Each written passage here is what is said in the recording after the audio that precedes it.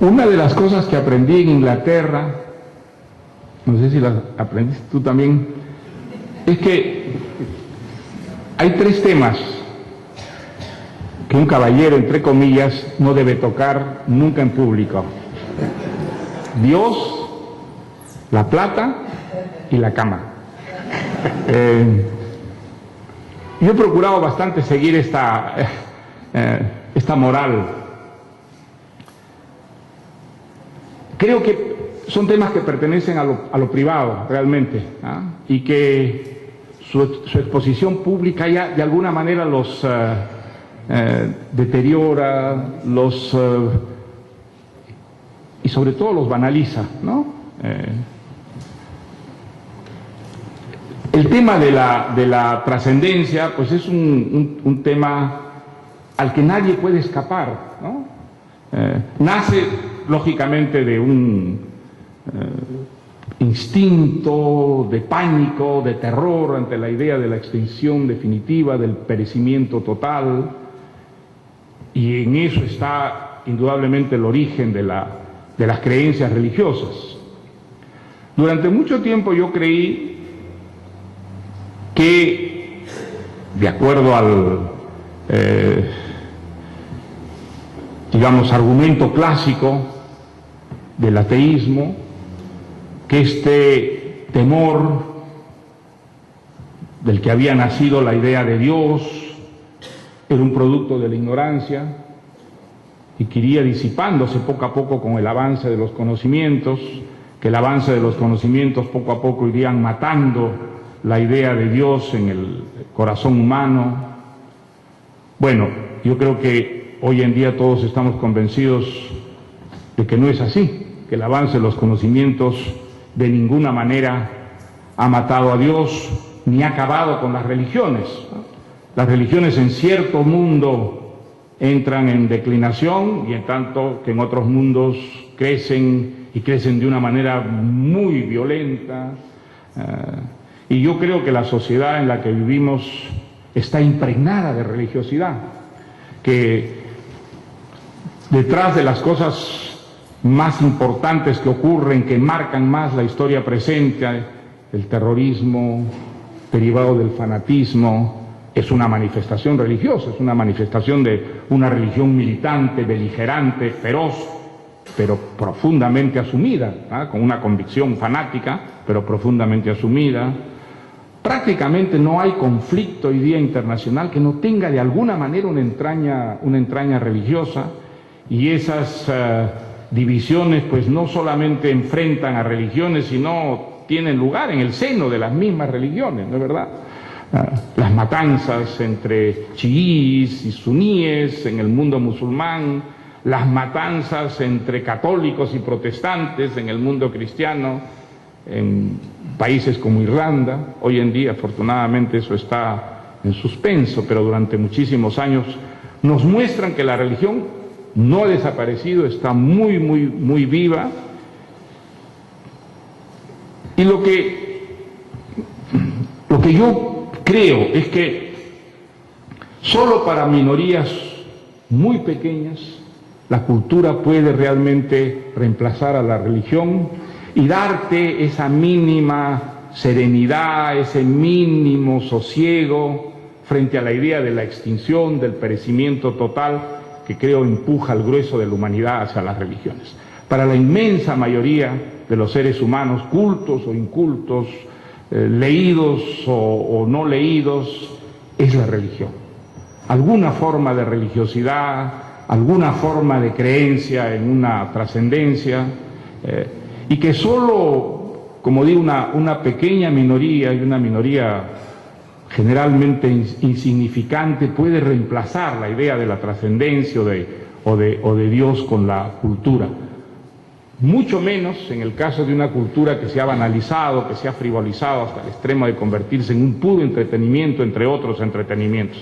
Ese vacío yo creo que inevitablemente lo irá llenando la religión, en su acepción, por supuesto, más amplia, más incluyendo, un cierto tipo de convicción política que tiene todas las características de una convicción de tipo religioso, ¿no es cierto? El fanatismo político, en última instancia, es una actitud de tipo religioso, una convicción religiosa. O sea que, digamos, creo que la religión está allí y que la religión está allí para quedarse, ¿no? Muy bien, muchas gracias.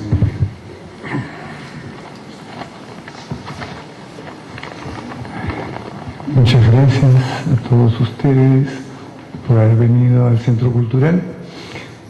Muchísimas gracias a Mario por su ya consabida, brillante presencia. Muchas gracias a Guillermo y a Fernando por sus inteligentes atingencias.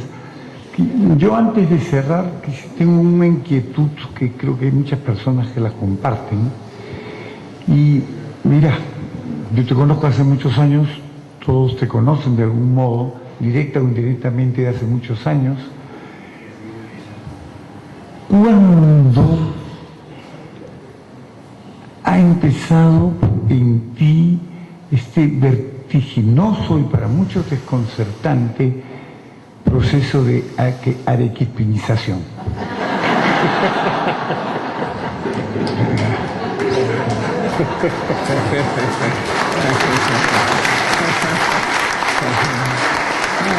Bueno, tiene que ver con mi familia materna. En realidad ha sido mi única familia, ¿no? Yo quiero mucho a mi familia materna. Mi familia materna para mí representa eso que llaman la edad de oro, que muchos nunca conocieron, pero yo sí conocí. Yo viví un mundo de inocencia y de felicidad con mi familia materna, en Cochabamba, donde pues mi familia se trasladó cuando yo tenía 1 año. Mi familia era una familia casi bíblica, una tribu, verdaderamente, mis abuelos, mi madre, mis tíos, mis tías, mis primas. Y ese mundo para mí era un mundo no solo cálido, un mundo en el que yo era una especie de pequeño tirano, porque era muy engreído por todo, era el hijo sin papá. Entonces eso hacía de mí un niño muy engreído por toda la familia, y luego pues yo aprovechaba mucho ese privilegio. Y en ese mundo que vivía en el extranjero, que vivía en Cochabamba, había el culto de Arequipa, no del Perú, de Arequipa. La familia recordaba Arequipa como el paraíso perdido.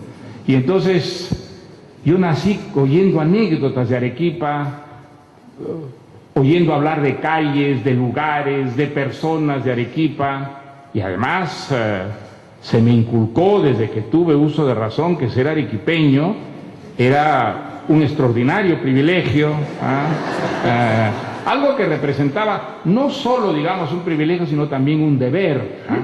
Mi abuelo era un hombre muy recto, mi abuelo era un caballero a la vieja usanza, y entonces ser decente, ser limpio, ser honrado, era ser arequipeño. Bueno, pues entonces yo nací con esa idea de Arequipa, crecí con esa idea de Arequipa. Y mi primer viaje a Arequipa, cuando yo tenía 6 o 7 años, lo tengo muy grabado en la memoria, porque realmente era el viaje al paraíso, ¿no? Era ir a conocer ese paraíso que la familia Llosa tenía conservado ahí en la calle Ladislao Cabrera en Cochabamba. Y recuerdo mucho el viaje a Arequipa, que era un viaje largo, en tren, luego en barquito, luego otra vez en tren. Y recuerdo mucho Arequipa, el tío Eduardo García, donde me alojé, que era también un caballero a la vieja. La familia le tenía gran admiración porque había visto al Papa, había estado en Roma y había visto al Papa, y entonces eso lo nimbaba a él de una especie de aureola religiosa, mística. Vi los camarones por primera vez en mi vida. La señora Patrocinio, que era el ama de llaves, me preparaba unos chupes donde había esos animales extraños con tocolas. Recuerdo el congreso eucarístico, porque era un congreso eucarístico, y había mucha gente, y había un señor de corbata pajarito que pronunciaba unos discursos tonitronantes. Era Víctor Andrés Belaúnde. Bueno, pues mira, Arequipa para mí es eso, es esa familia de la que yo, el día que conocí a mi padre, fui arrancado brutalmente para conocer la realidad, es decir, el infierno. ¿Ah? Me arrancaron del paraíso y me llevaron al infierno y conocí el infierno, que es la realidad. Pero Arequipa ha quedado siempre allí, asociada a mis abuelos, asociada a mi madre, a personas que yo he querido enormemente y a las que debo los mejores recuerdos de mi infancia.